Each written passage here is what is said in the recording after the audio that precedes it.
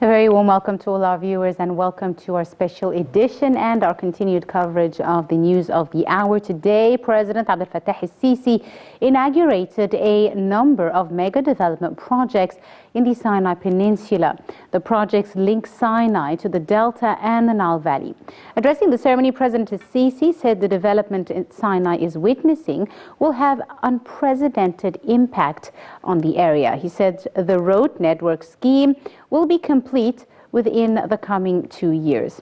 He also said that a water station, Bahr el-Bakr water station, which will serve Sinai, is expected to be completed and inaugurated in the coming few days. The president said the state is giving lots of attention to developing roads and bridges and roadworks as part of the comprehensive development plans for the Sinai Peninsula. The president also touched on the latest health projects, saying that the state aims to implement a comprehensive health insurance system ahead of schedule in the area. Also, the Port Said experiment in the health sector has provided proficiency of the comprehensive health insurance system. The president also gave his directives to develop Ruwaysat City within the Decent Life Initiative, a very important initiative that has been embarked on by the Egyptian leadership and government for the Egyptian citizens. Also, during the event, the president spoke about the late Marshal Hussein Tantawi and mourned his passing. He said that even though he passed, the inauguration of today's development projects was not postponed, as the late Marshal himself had a very high work ethic and he sanctified his work. Also, the president inaugurated several projects today, and to tell us more about the importance of these projects and inaugurations, we're delighted to be joined over the telephone by our guest, Mr. Hani Abou El-Futuh, the economic expert. It's a very good afternoon to you, Mr. Hani. Hello?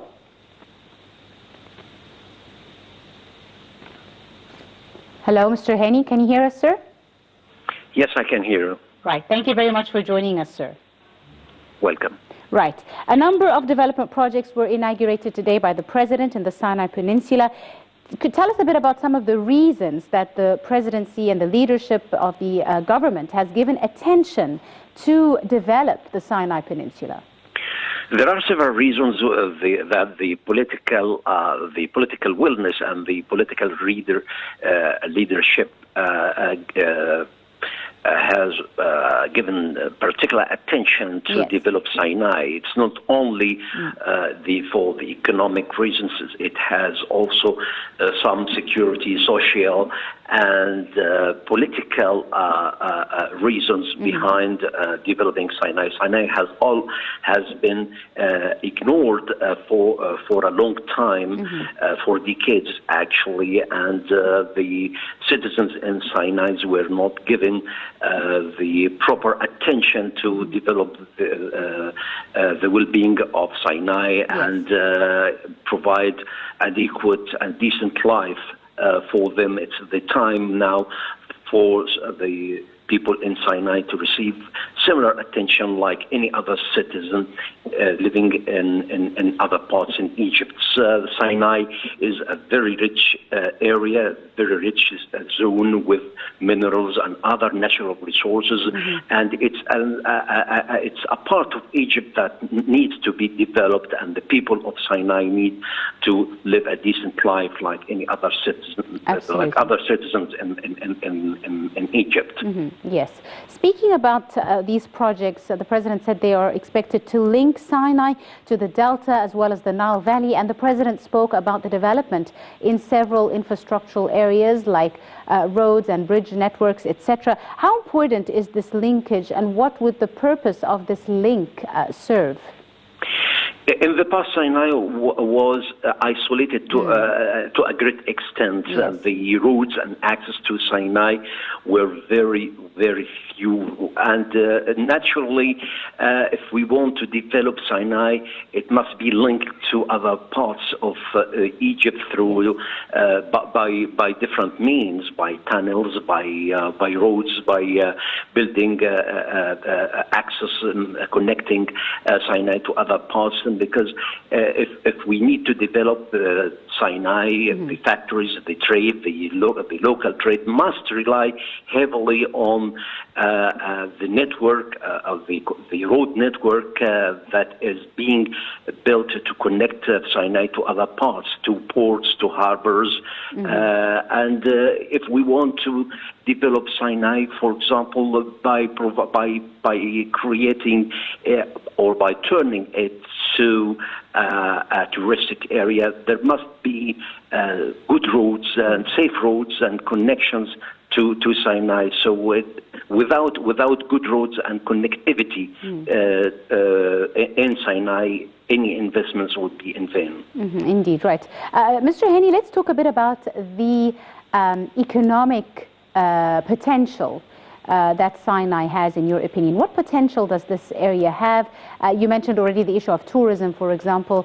What else do you see the Sinai Peninsula having in terms of economic development and potential in the future? Sinai is actually rich with natural resources, and it is not being well used and underused, in fact. And if we use the resources, the natural resources that Sinai are famous with, it will be very beneficial to the local economy and even to the citizens, the inhabitants in Sinai. The businesses that establish their business in Sinai must rely on the local resources, whether these resources are the human resources, the equipped human resources, and the natural resources, in order to make use of these resources and build the economy in the right way. The president also spoke about a new water station which is expected to serve Sinai and to be inaugurated in the coming few days, Bahr al-Bakr. And we've seen lots of work in this segment: water, sanitation, sewage systems, etc. How important is this inauguration that is upcoming with regards to providing all the services, the basic services for the Sinai residents? In fact, the infrastructure, the sanitation, the potable water, electricity, roads, all these are inevitable, are essential for the citizens and inhabitants in Sinai, because poor infrastructures will not attract any investment and will make the inhabitants and the citizens suffer from the poor services.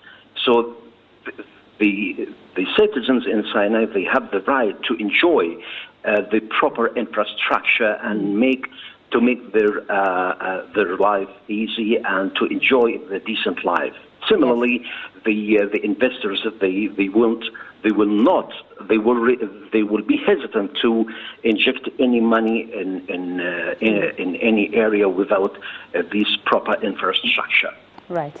The president, in his address, spoke about several issues. Also, he spoke about the giving of attention on the developing of the roads, the bridges, the tunnels, as part of the comprehensive development plan of the area. And we were just seeing some footage of the newly inaugurated tunnels. How important are these with regards to the ease of transport, the ease of commercial transport as well, not just for individuals or citizens? At the end of the day, we would like to make Sinai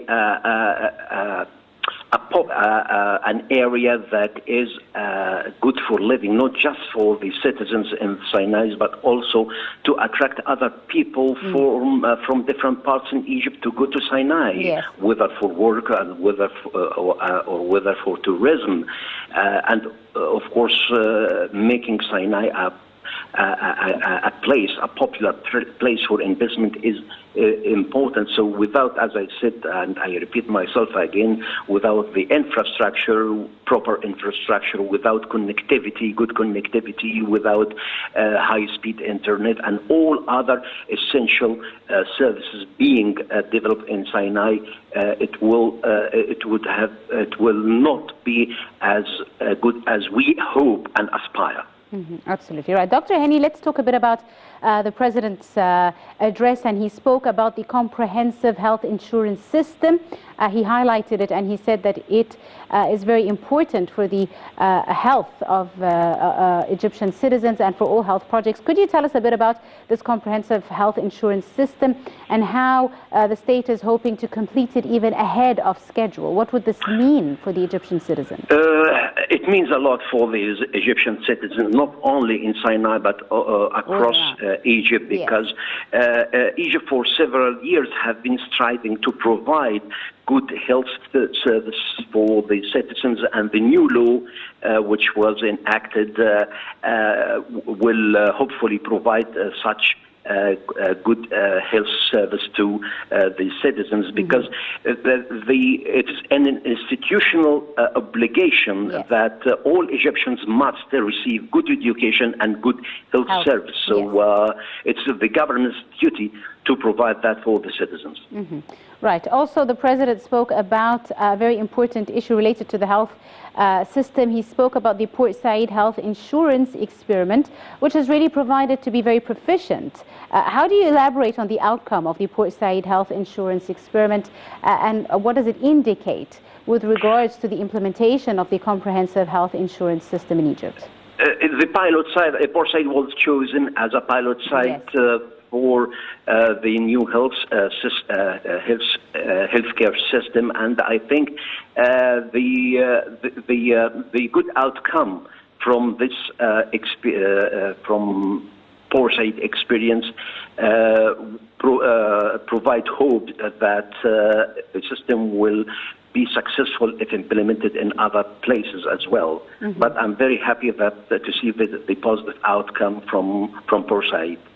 Indeed. Dr. Hani, now the Decent Life Initiative, a very important project embarked on by the Egyptian leadership and government, which has really alleviated the living conditions of many Egyptians around the country. And the President gave his directives also to develop a Ruwaysat city within the Decent Life Initiative. Could you elaborate a bit more about the development that this initiative has really impacted on the lives and the livelihoods and the living conditions of Egyptians? I would consider that the Decent Life Initiative is probably the most important mega project being implemented in Egypt. It will cover nearly half the population of Egypt, about 55 million citizens, and the funds allocated to this mega project would reach 700 billion pounds in the second and third stage. I think this initiative will provide a decent life, not only in terms of the basic services like health, education, and finding jobs in the local societies, but also will make the citizen feel more faithful and connected to the local society where he lives. It will touch every aspect of life in the urban areas and local societies.